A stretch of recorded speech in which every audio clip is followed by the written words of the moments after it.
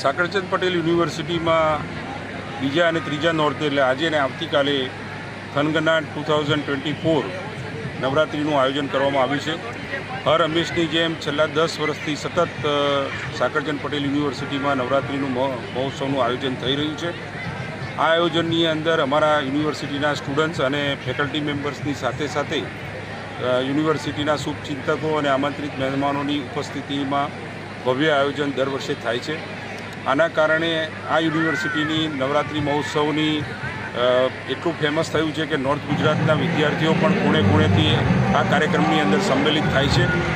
અને આજના કાર્યક્રમની અંદર યુવાનો ખેલૈયાઓ માતાજીની આરાધના સાથે સાથે પોતાની એનર્જી ડેવલપ કરે છે અને પોતાની એનર્જીથી અત્યારે સારા ગરબા કરીને આજના જે યુગની અંદર વિદ્યાર્થીઓની અંદર પણ આધ્યાત્મિકતા આવે, સંસ્કારનું સિંચન થાય, ભારતની સનાતન ધર્મની સંસ્કૃતિનું પણ સિંચન થાય અને સાથે સાથે તેઓ પોતાની સર્કલમાં એટલે કે પોતાના ફ્રેન્ડ સર્કલ સાથે અહીંયા ઉત્સાહપૂર્વક ગરબા રમી અને એક યુનિટીનું પ્રદર્શન કરતા હોય છે. ત્યારે આજે સમગ્ર ગુજરાતની અંદર નવરાત્રિ મહોત્સવનું ખૂબ જ સારી રીતે મહોત્સવ ઉજવાઈ રહ્યો છે. ત્યારે સાકરચંદ પટેલ યુનિવર્સિટીમાં પણ આ વર્ષે ખૂબ જ સારી રીતે આયોજન કરેલું છે અને અત્યારે આપ જોઈ રહ્યા છો કે વિદ્યાર્થીઓ હજારોની સંખ્યાની અંદર રાસ ગરબા રમવા માટે તૈયાર થયા છે.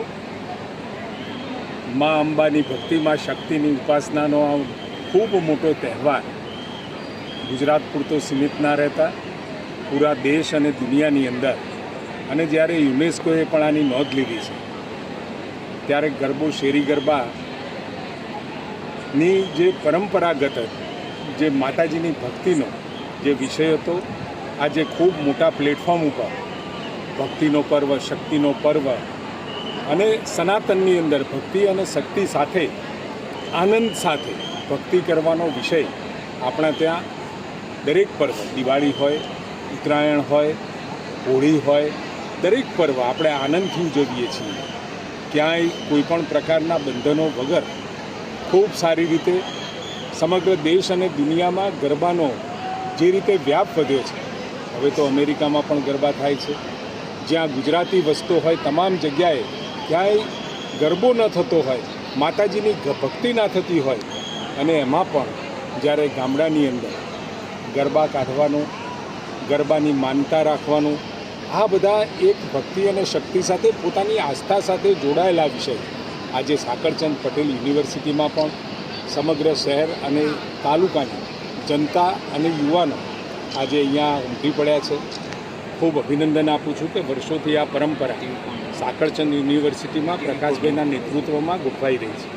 ત્યારે ખૂબ સારી રીતે આજે અહીંયા સાકરચંદ પટેલ યુનિવર્સિટીમાં આ ગરબા મહોત્સવનું આયોજન કરવા માટે સમગ્ર પ્રકાશભાઈને એમની ટીમને અભિનંદન આપું છું.